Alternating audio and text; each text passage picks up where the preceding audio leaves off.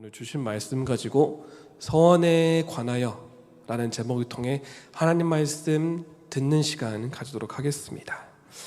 할렐루야.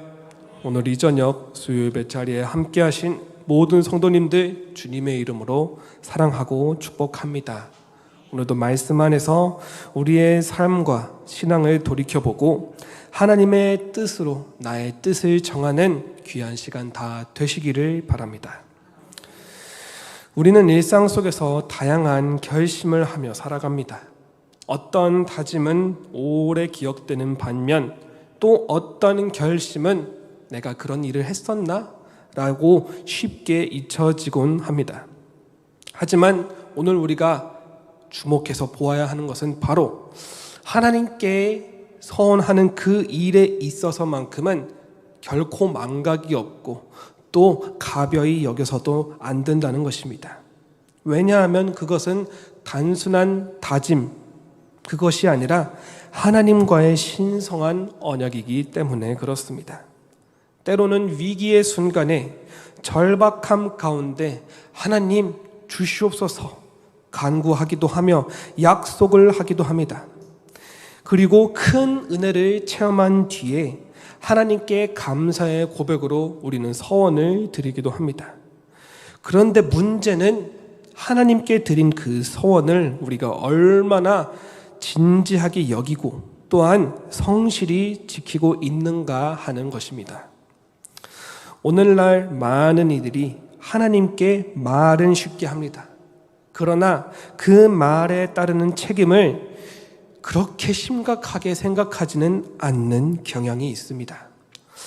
그러나 하나님은 입술의 고백에 따르는 행동의 진실하심, 곧 마음을 살피시는 하나님이십니다.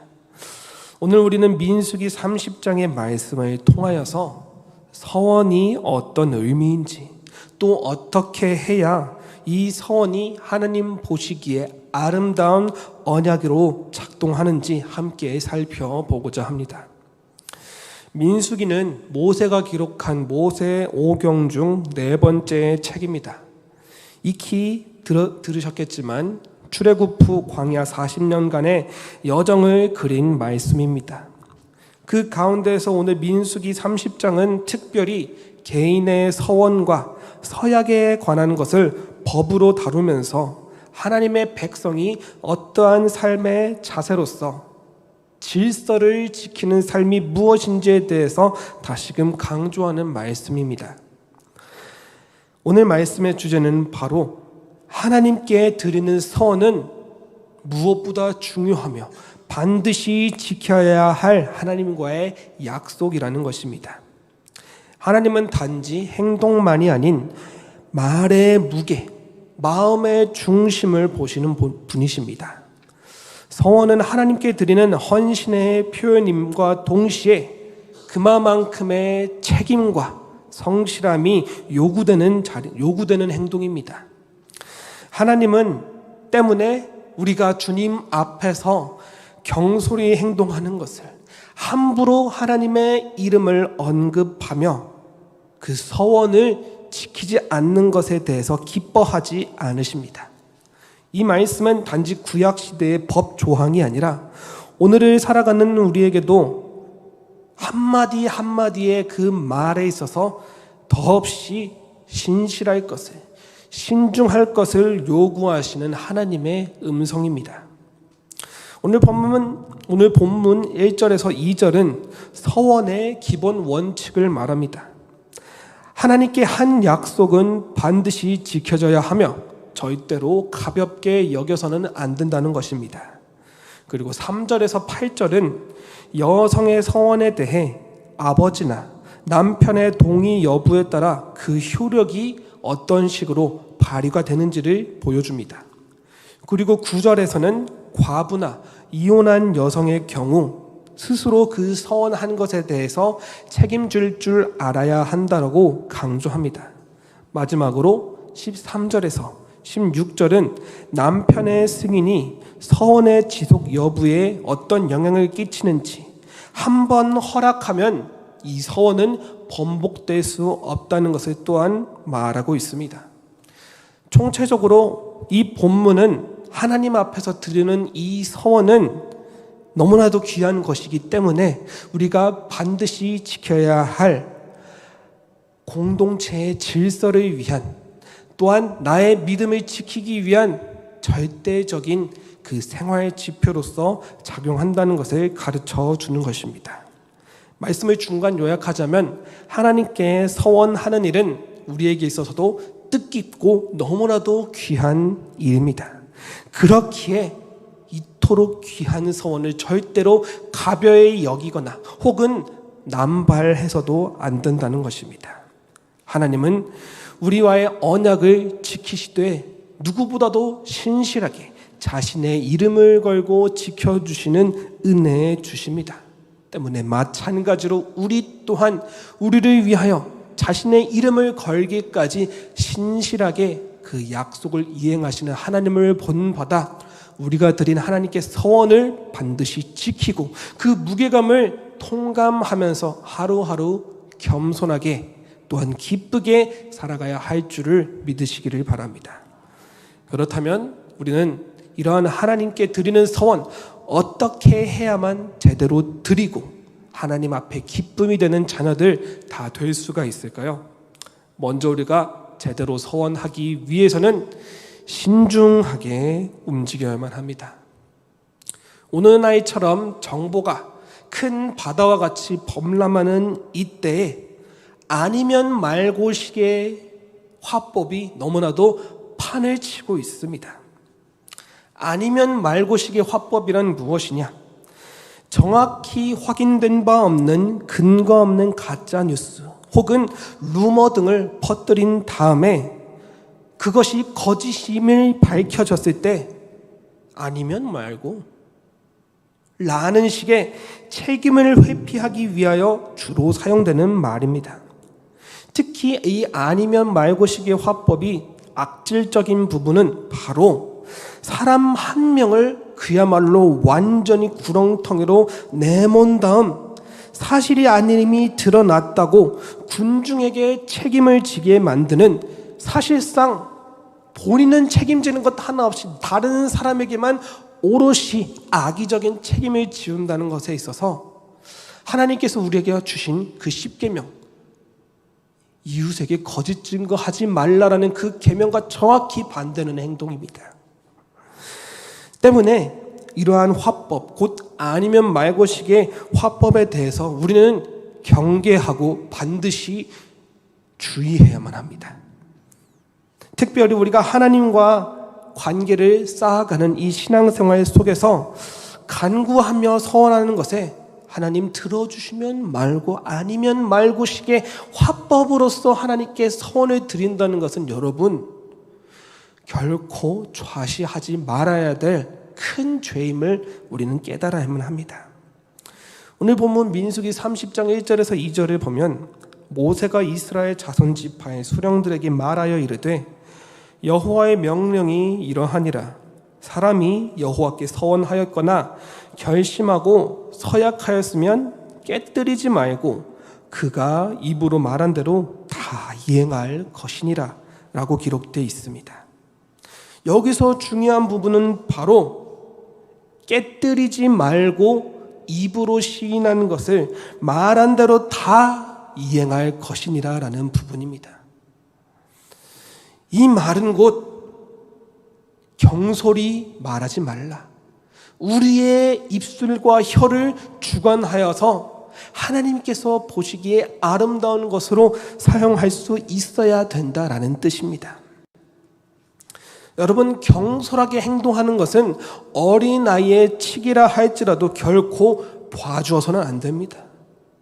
왜냐하면 경솔함은 작은 일을 그르치게 만들고 큰 일이라고 할지언정 그 일의 시작부터 근간부터 뿌리째 흔들어 버리는 말 그대로 질병과도 같은 것이기 때문에 그렇습니다. 때문에 몰라서 그랬다는 핑계 또한 통하지 않습니다. 내가 말한 것에 확실히 책임질 줄 알아야 그 안에서 역사하시고 또 복 주시는 하나님을 우리는 체험할 수가 있음을 믿어야만 합니다.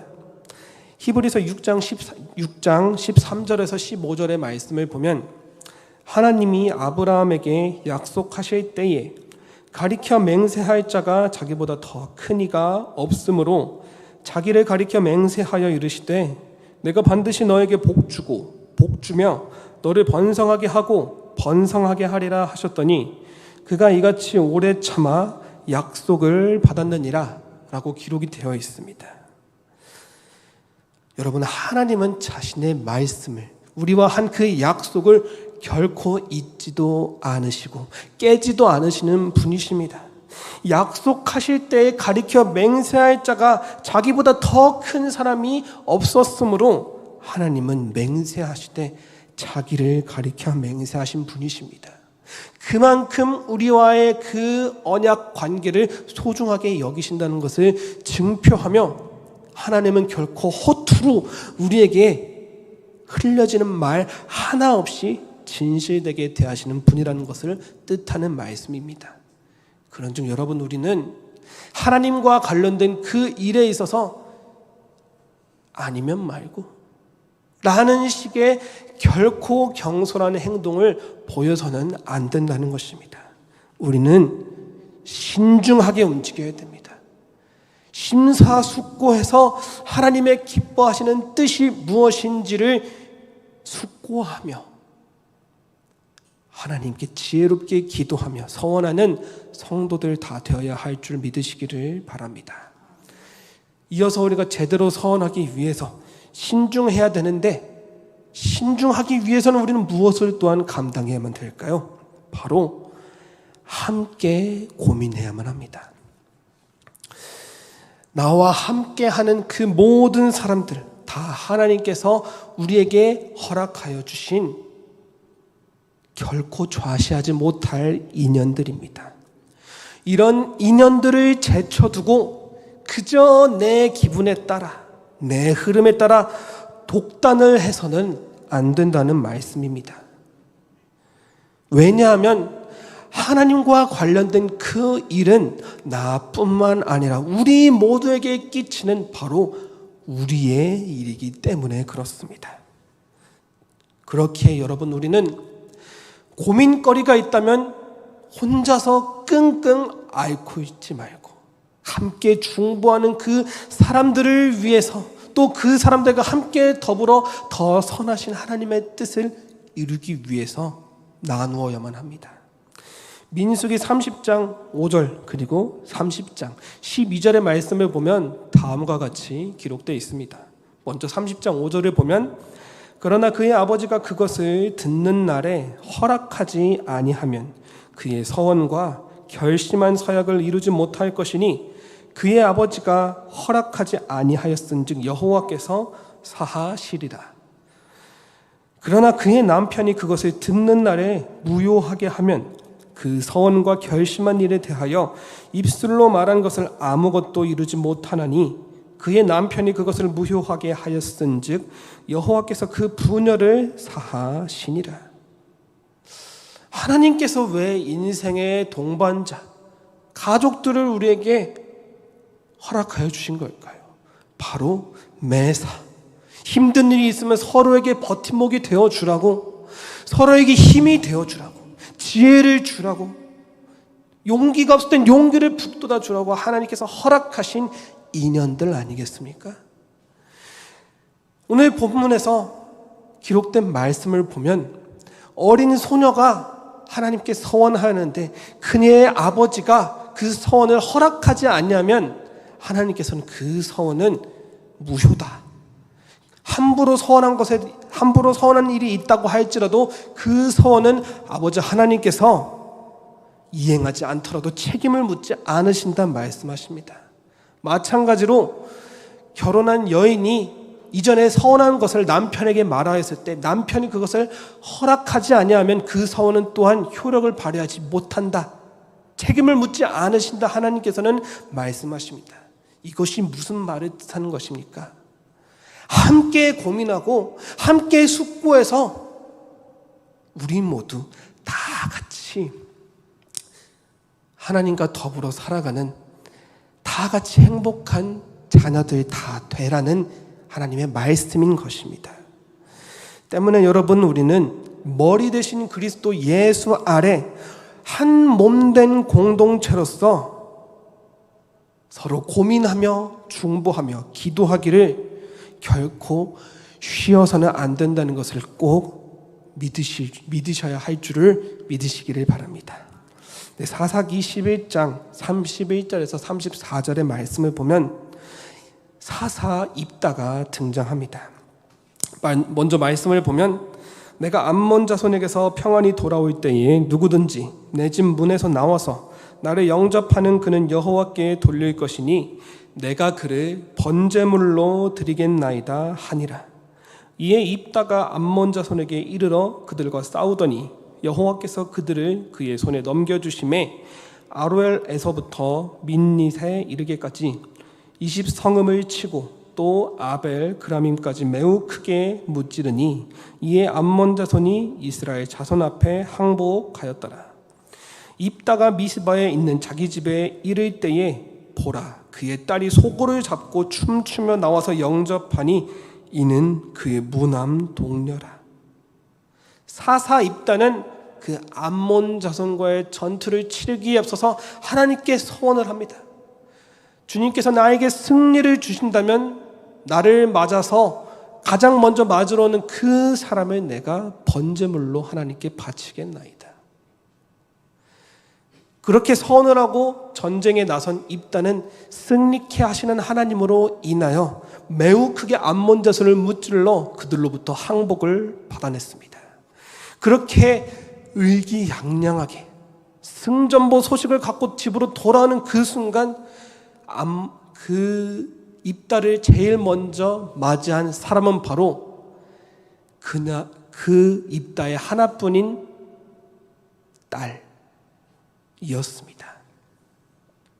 성경에도 기록되어 있기를 무남 동료의 딸이다, 눈에 넣어도 아프지 않을 만큼 소중한 딸이다라는 것을 성경에서는 말하고 있습니다. 그런데 입다가 서운한 것이 무엇입니까? 제일 먼저 맞이한 사람을 하나님께 번제물로 드리겠습니다. 얼마나 끔찍한 일입니까? 안타까운 일입니까?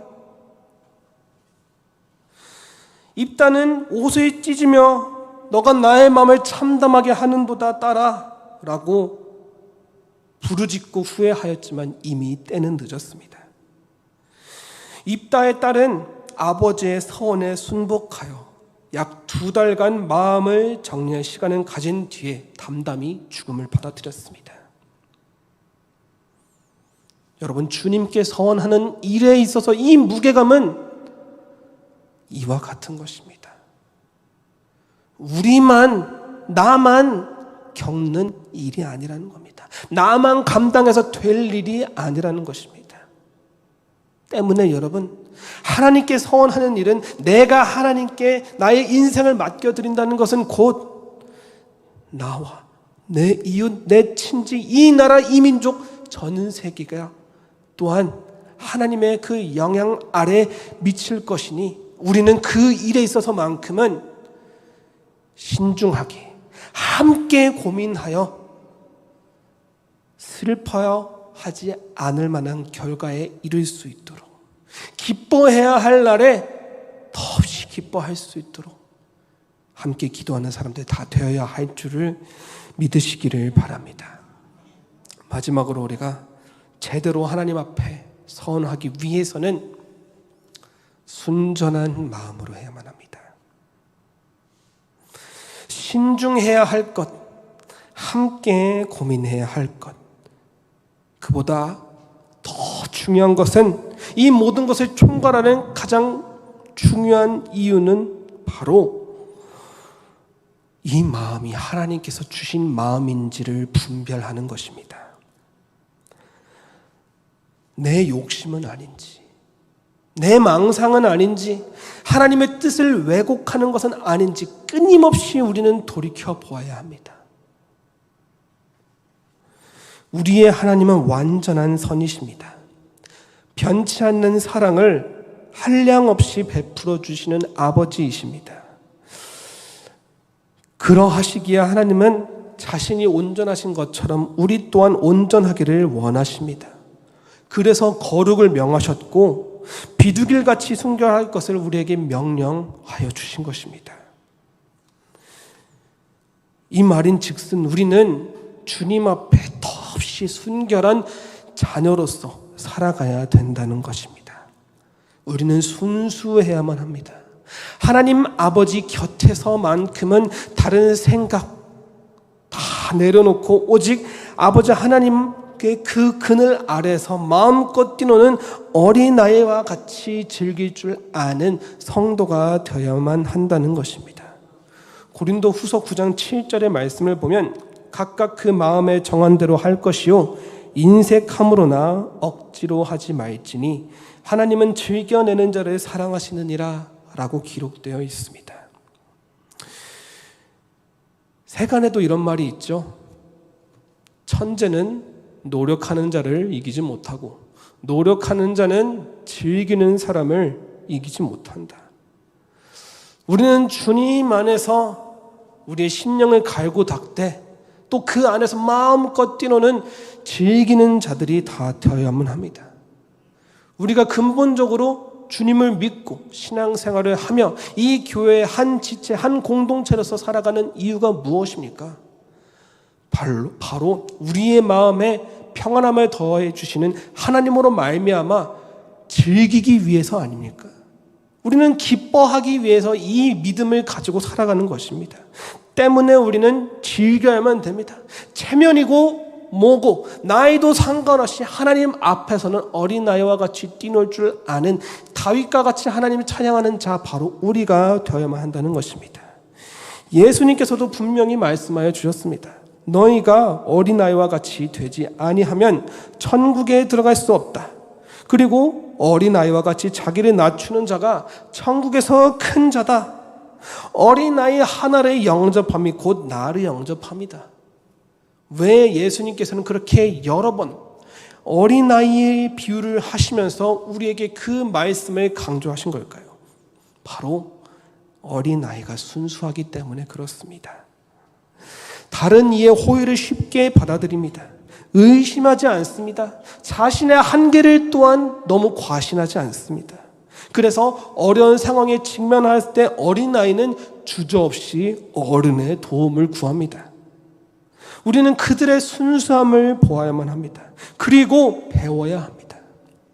하나님은 나의 구주, 나의 아버지로 믿는 믿음을 가지고서 우리는 주님 앞에서 하나님, 나의 이 부름에 간구에 속히 응답하여 주시옵소서. 지체함 없이 임하시는 그 하나님을 바라고 또한 서원할 줄 아는 사람들 바로 우리가 되어야만 한다는 것입니다. 그렇게 우리가 순수한 신앙, 어린아이와 같은 믿음으로 살아가기 위해서는 세상에서 살아가되 세상과 섞여서는 안 됩니다. 마태복음 10장 16절의 말씀을 보면 보라, 내가 너희를 보냄이 양을 이리 가운데로 보냄과 같도다. 그러므로 너희는 뱀같이 지혜롭고 비둘기같이 순결하라라고 기록되어 있습니다. 여기서 순결하라로 번역된 히브리어를 하나하나, 헬라어를 하나하나 살펴보면 아켈라이오스라고 하는데요. 이 말은 부정형인 아와 섞이다라는 뜻의 케란 리미가 합성된 단어입니다. 그러니까 섞여서는 안 된다. 섞이지 말라라는 그런 오염되지 않은 그 순수한 상태를 일컫는 말입니다. 이 말이 곧 순결입니다. 그렇기에 하나님은 우리에게 거룩을 명하신 것입니다. 구별된 삶을 살아갈 것을 가르쳐 주신 것입니다. 왜냐하면 그 거칠은 광야 땅, 하나님이 아니고서 다른 곳에 시야를 두었다가는 저 이방인들처럼 문란한 죄들을 우상 숭배의 그 죄과들에게서 벗어날 수가 없기 때문에 그렇습니다. 우리는 보아야 합니다. 낮에는 구름 기둥으로 인도하시는 그 하나님을, 밤에는 불 기둥으로 인도하여 주시는 하나님을, 또 새벽을 깨우는 그 시간에는 불과 구름 기둥으로 함께 해주시는 그 하나님의 능력만을 바라보아야만 합니다. 하나님은 그렇게 우리의 삶을, 우리의 하루를 능력으로 채워주십니다. 우리의 마음 가운데 미리 예비하신 평안을 그 기록된 말씀들을 통하여 미리 우리를 위하여 예비해 두셨습니다. 우리는 이것에 주목해야 됩니다. 다른 것에 눈과 시선을 두어서는 안 됩니다. 순진한 마음을 유지하기 위한 비결, 속된 것을 보지 않으면 된다는 것입니다. 헛된 것을 귀에 담아두지 않으면 된다는 것입니다. 그렇기에 우리 입술은 주님을 찬양하기 위한 도구로서 벼려진 하나님의 특별한 도구라는 것을 나 또한 그 무게감을 통감하면서 말 한마디를 하더라도 하나님의 영광이 드러날 수 있도록 감사와 찬양과 사랑을 고백하는 그런 일에만 사용하여야 될 줄로 여러분 꼭 믿으셔야만 된다는 것입니다. 여러분, 물론 이렇게 우리가 순결해야 된다는 것을 말씀을 통해서 듣고 배우지만 그 일에 있어서 실제적인 실행을 옮기는 것은 너무나도 어려운 일입니다. 그래서 이스라엘 백성들 그 광야 생활 가운데 얼마나 많이 하나님께 불만을 토해냅니까? 홍해를 가르신 하나님을 직접 보았음에도 가나안 땅에 들어가지 못하겠다고, 우리는 저들 앞에서 메뚜기와 같을 거라고 자조하면서 애굽으로 돌아가려고 하지 않았습니까? 결국 여호수아와 갈렙을 제외한 모든 출애굽 1세대들은 광야에서 쓰러지고 말았습니다. 다만 하나님을 거역하지 않았던, 주님의 마음, 주님의 말씀을 믿되 순수하게 그 이루심의 역사를 신뢰하였던 여호수아와 갈렙은 그들을 인도하여 주시는 하나님으로 말미암아 이스라엘 땅을 정복해 나아갈 수 있었던 것입니다. 때문에 여러분, 우리는 하나님께 간구할 때, 또 하나님께 서원할 때 확신하는 마음으로 나아가야만 합니다. 의심해서는 안 됩니다. 의심하는 두려움이 들 수도 있습니다. 그러나 그때일수록 하나님께 간구하십시오. 성령 하나님이 우리의 입술을 주관하여 주실 것입니다.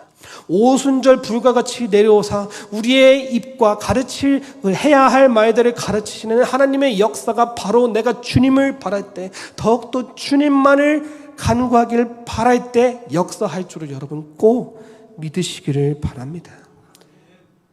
앞서도 함께 고민하는 것이 너무나도 중요하다고 말씀을 드린 바 있습니다. 주님과 함께 고민하십시오.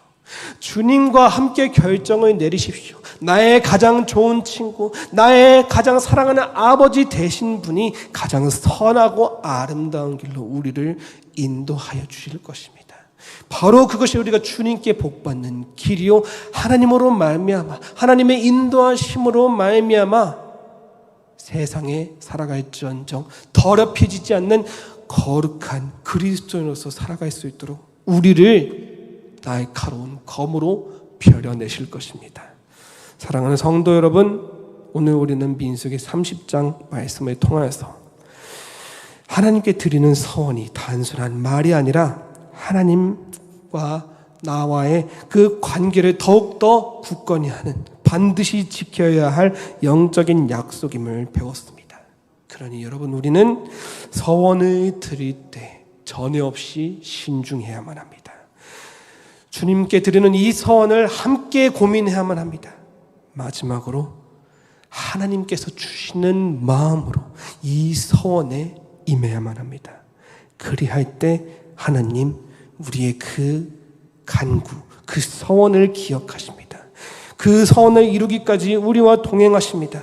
바로 그리함으로 우리는 주님께서 세워주시는 그 역사를 통하여 하나님 더욱더 찬양하고, 더 하나님 사랑하고, 더 하나님께 잘 예배드리는 하나님의 귀한 자녀들 다 될 수 있을 줄 믿으시기를 바랍니다. 오늘 함께 예배를 드리는 저와 여러분들 모두 주님 앞에 변하지 않는 사랑과 마음으로 주님 보시기에 아름다운 서원을 드리고 지키는 복된 그리스도인 다 되시기를 예수님의 이름으로 간절히 소망합니다. 기도하겠습니다.